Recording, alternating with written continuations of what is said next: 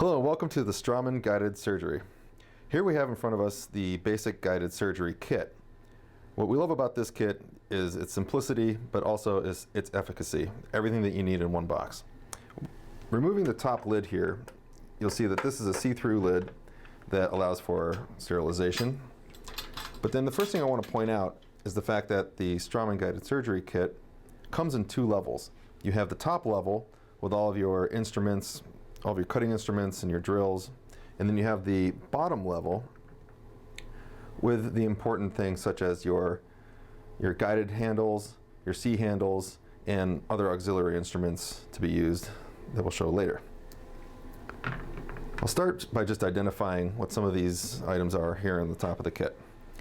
So everything in Straumann takes a U shape for the protocol.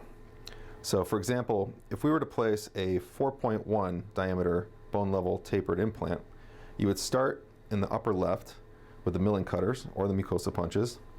You would go down to the twist drills, and then you would go over to the desired diameter of the implant that you're going to place, and then finally go up past the twist drills to the profile drills, and finally the tap if necessary in very hard bone. Now let me point out exactly what we have up here. We have 3 different diameters of mucosa punches. These mucosa punches also have notches on there to indicate depth every 2 millimeters apart. So if we're using a guide in the H2 or 2 millimeters off the osteotomy position, then you would want to understand that you want to use the lowest markings to correspond to the H2 positioning. If you're using H4 or H6, you would use the markings that correspond just above it at 2 millimeters apart. Here we have guide fixation pins.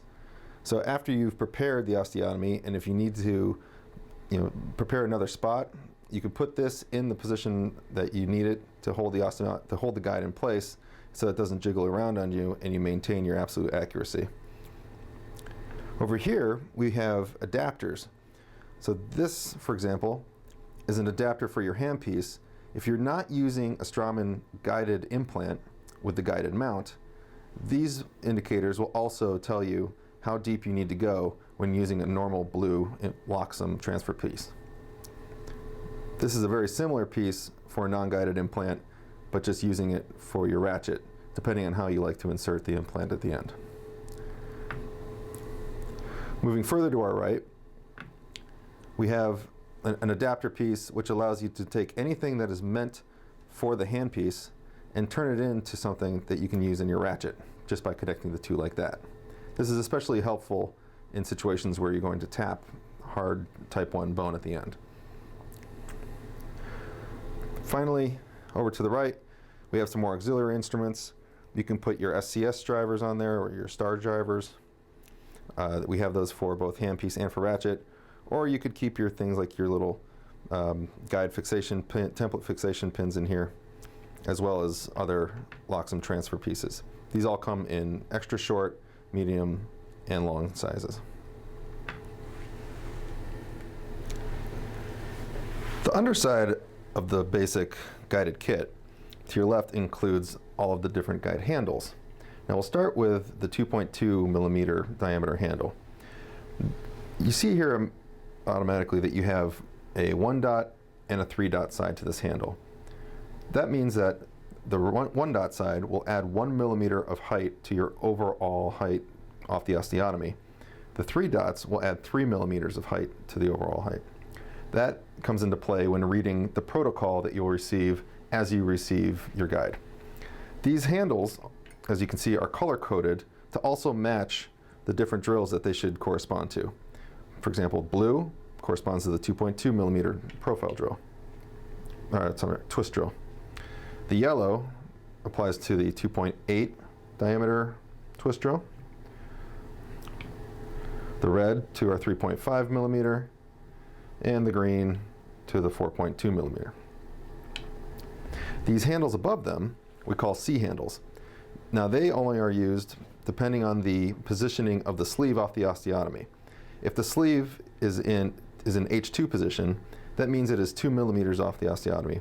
H4 for 4 millimeters and H6 for 6 millimeters.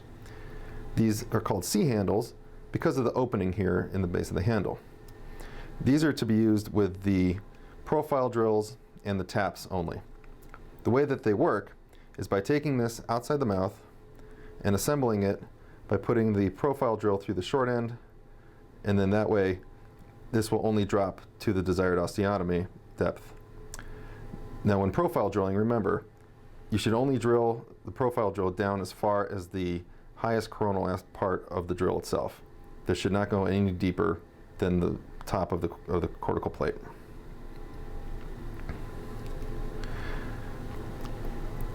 Further to the right, we'll start down here. This is our ratchet with our torque device. This should always be disassembled when sterilization occurs in order to make sure that none of the rust or any imperfections get on this and clog it up. You assemble it by inserting this plunger in the back, the ratchet head in the front, and then twisting this portion down as hard as you can do with your fingers. If you need it to get unstuck or you need it to go down even harder, you can use this little key and turn it clockwise or counterclockwise depending on how hard you need it connected. This directional arrow here indicates the way that your ratchet will be either tightening, coming towards you, or loosening, going away. One thing to recall, or one thing to remember, is to never put your thumb on the ratchet and use the teardrop at the same time. It'll throw off the measurements. Only ever hold the torque device by the teardrop in order to get accurate measurements. And remember, everything Straumann in its final torque should be 35 Newton centimeters for final abutments and for final abutments. If using temporary abutments or anything impression-wise, only hand tighten. Going further up the case, we have here a guiding handle that we'll use to show you how to insert the implant through the guide towards the end. These guiding C-hooks are used to place on the guided implant itself in the correct H2, H4, H6 position so that it doesn't have any hope of going further through the T-sleeve than you want it to. And then finally, this device, or this tool, is used for two things really. One, you can use this to stabilize the guided implant mount and then turn your handpiece in reverse so that you can release the mount from the implant and remove it after the final insertion.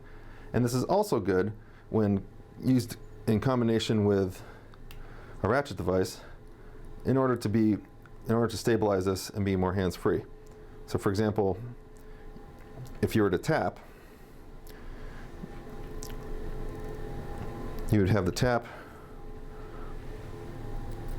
placed in the adapter and then this on top of the adapter, and then that way you can use your ratchet and stabilize this from above. All right, in this simulated guided surgery, we're going to be performing a flapless guided surgery. Therefore, our first instrument that we'll be using after placing the guide will be our mucosal punch. Because our final implant is going to be a 4.1 millimeter implant, we will start with a 4.0 mucosal punch. We place this in our implant handpiece, and you may notice the three lines on this mucosal punch. Remember that the bottom line will be the H2 position, the middle will be H4, and the top will be H6. In our prescription, we know that this is an H2 height sleeve. So, running at 15 RPM, we'll place the mucosal punch within the sleeve, and we want to make sure on all of our instruments that we get the instrument into the sleeve before we start rotating it. So we'll place it in here and we'll start to run this at 15 RPM until we've advanced it down to the bottom of the first line, indicating the H2 height. We can then remove the guide and remove the tissue. Obviously in this case we don't have tissue, but at this point we would remove the excised gingival tissue and we would move on to our next step. The next step will be the use of the milling cutter, and our prescription has told us that we'll want to use the 3.5 millimeter milling cutter. This instrument will actually be used with the help of a handle to make sure that it's held steady. In our prescription, we're using the 3-dot handle, but when you use a milling cutter, it's recommended just for the milling cutter to use the 1-dot handle. And the reason this is that the milling cutter is not going to be advanced until it bottoms out on this guide handle. It's only going to be advanced after you reach the alveolar bone. It's only going to be advanced 1 to 2 millimeters. And the purpose of this is to level the alveolar bone so that when we start with the rest of our twist drills, they have an equal and a nice foundation to work on. So RPM wise, we're going to be running this at about 500 RPMs. In your manual, you'll notice that there are different speeds for each of these milling cutters, and the red one, which is the one we're using, the 3.5, is 500 RPMs. If you're using the yellow, this will be 600 RPMs, the red will be 500, and the green will be 400. So we'll advance this into the guide until we hit the alveolar bone, and you'll notice the lines on this milling cutter indicate 2 millimeter increments. So after you reach the alveolar bone, you will then run this at 500 RPMs, and you will then advance it 1 to 2 millimeters. So it'll either be half of the space or to the next line down, and that will effectively contour the top of the alveolar bone and prepare you for the next step, which will be the use of the twist drills. All right, it is time to start our osteotomy with our twist drills. So you can see on this map, everything is going to start on the left-hand side, and we're going to proceed to the right. We know that our prescription listed the 2-lined long drill to start with. So all of our drills are going to be the 2-line drills, and we always start with the smaller drills first and advance to the size implant we're planning on placing. Our ultimate goal is to end up at the 4.1, but we're going to start at the 2.2 twist drill, and we're going to take the 2-lined long twist drill. Notice also, as was mentioned before, there's 2 lines here, so you can double check, make sure that you have the right drill. We're going to be using the 3-dot guide tube, and we're going to be running this particular drill at 800 RPM according to the manual. So the guide tube is placed in there. 3 dots, 2 lines, just double checking, and this drill will be placed in here and will be run until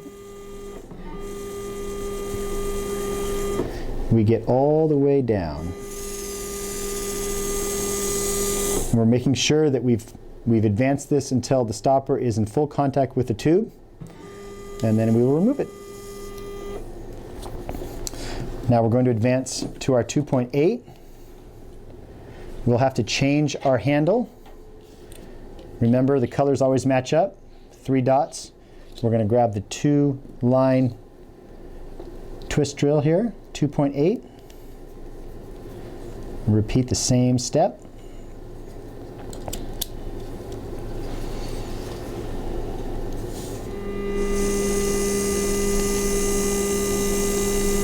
And we're going to go all the way in and back out.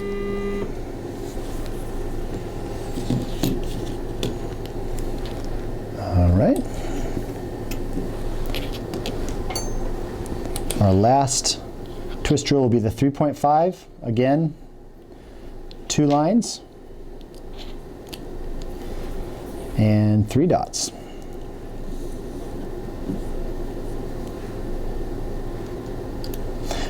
For speed on this, we're going to be at 500 RPMs.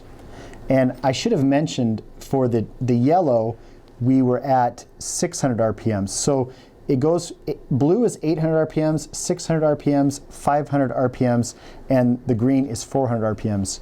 So just make sure you're consulting your manual and making sure you're adjusting those speeds. All right.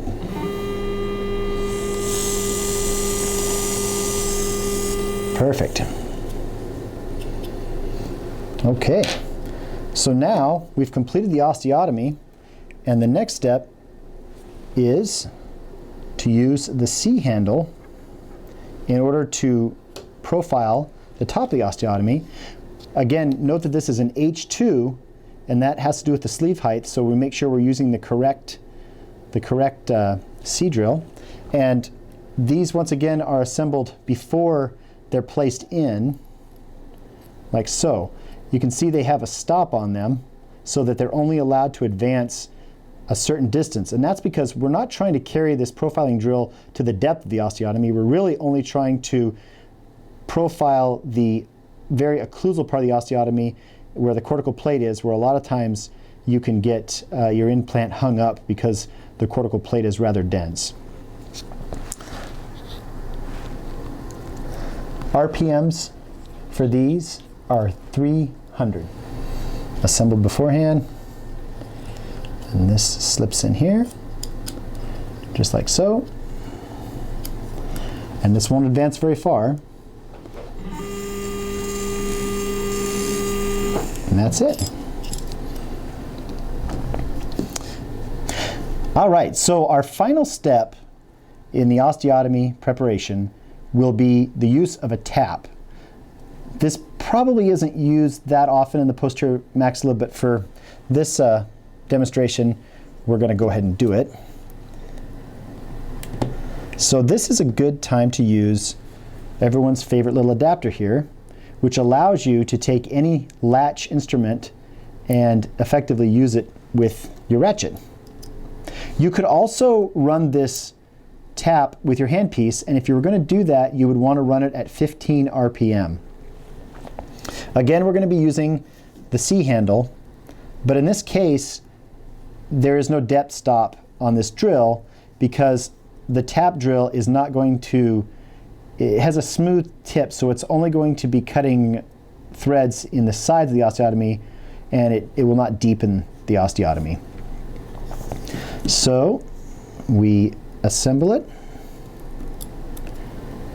and place the C handle, and then I'm going to just set this on the table to demonstrate. It's going to be a little difficult, but this is a time where you can use that instrument that you saw earlier with the little spot here that fits right there. And so this is nice because it allows you to put downward pressure and it keeps everything very stable. In this case, I have that on backwards, so we're going to want to flip that over. So the arrow is pointing towards me, and that means that we are advancing. And we're going to go ahead and turn this, and you'll hear the ratcheting. And we can advance that all the way to the depth of the osteotomy if we'd like. And once we have it down there, we can flip this guy over here and come right back out. For purposes of our demonstration today, we're using a rock-solid SL Active implant with a guided surgery mount. These mounts are different than the Loxum mounts that you'll find for freehand surgery, in that they have 3 positionings and a key to help you guide the implant down. They also need to be unscrewed from the implant after final insertion, unlike the Loxum that you can just pull off. If you notice inside of the vial, we have a saline solution. This is because up until this point, this implant has never seen oxygen, and therefore carbon has never had a chance to build a layer on top of the implant. That's what makes the surface so hydrophilic. This SL Active means that your body will osseointegrate to this implant in 3 to 4 weeks versus the 6 to 8 weeks with our normal SLA implants.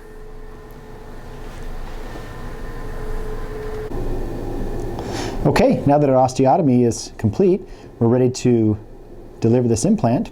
We're going to start. I'm going to be using the ratchet to deliver it. I like the tactile feel of delivering these with the ratchet, although you could use your handpiece. There's a latch handpiece that you can use to an instrument you can use with your handpiece. But we're going to go ahead and pick this up. And the guided implants on the carrier, you'll notice these little notches.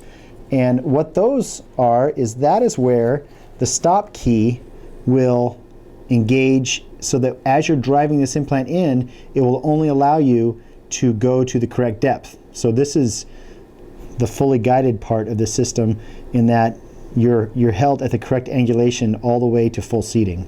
So we are going to start, and we try not to hit the metal sleeve, but as we start to drive this in, we're going to be using only this little teardrop. And this is another place where you could utilize that other instrument, but I'm just going to use my finger here. And as we drive this in, we're going to advance this down, and I'm going to place my stop key on the groove that corresponds to the H2 sleeve height, and that will act as a stop against the tube as we drive this in. We're driving it in with a torque wrench.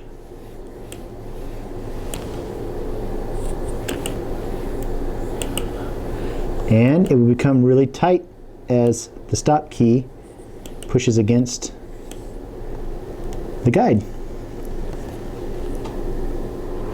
Okay, now that our implant has been driven to place, I remove the stop key, and it's time to take the carrier off. This little wrench actually fits on the bottom part of the carrier right there, and we can use the same driver that we were using. As we're holding the carrier, we can rotate this counterclockwise. It's pretty hard, but you can usually do it with your fingers, and that will loosen the screw inside the carrier,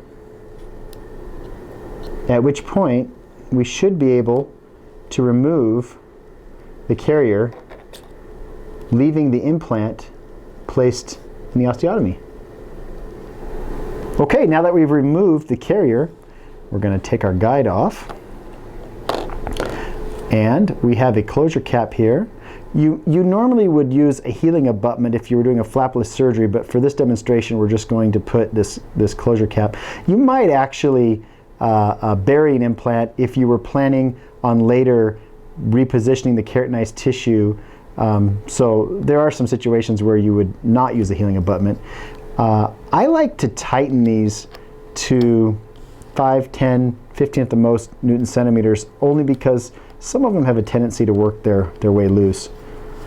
And our implant has been placed.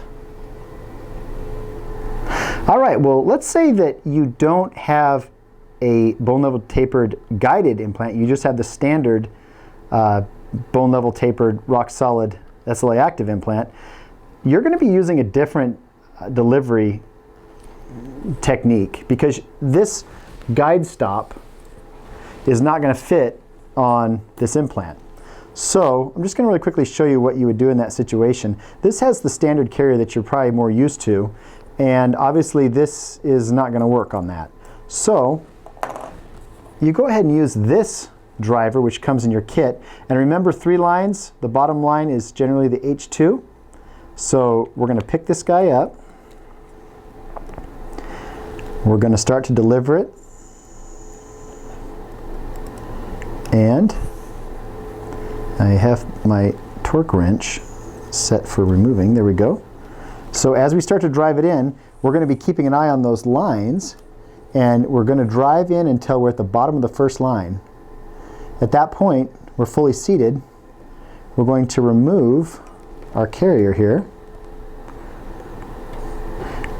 And in this case, my implant is wanting to stay in there because this is a model. One thing you need to know about these other carriers is that they do not have a screw in them, and you don't have to unscrew anything to remove them. You just have to pull up. Because this model isn't holding this very well, I'm going to demonstrate that just by holding on to the implant. But this implant would be embedded in the osteotomy. Just pops up like that. So there's no need to use any sort of wrench to loosen anything. You just pop it up. Another important thing to know is that on this carrier, this narrow portion in between is designed to fail at 80 Newton centimeters. So if you're driving this implant in and you're over 80 Newton centimeters, it's going to twist off. If it does twist off, you still can use your instrument to grab onto the bottom half. So it isn't, you can still remove the implant or continue placing the implant just using the bottom part of the carrier.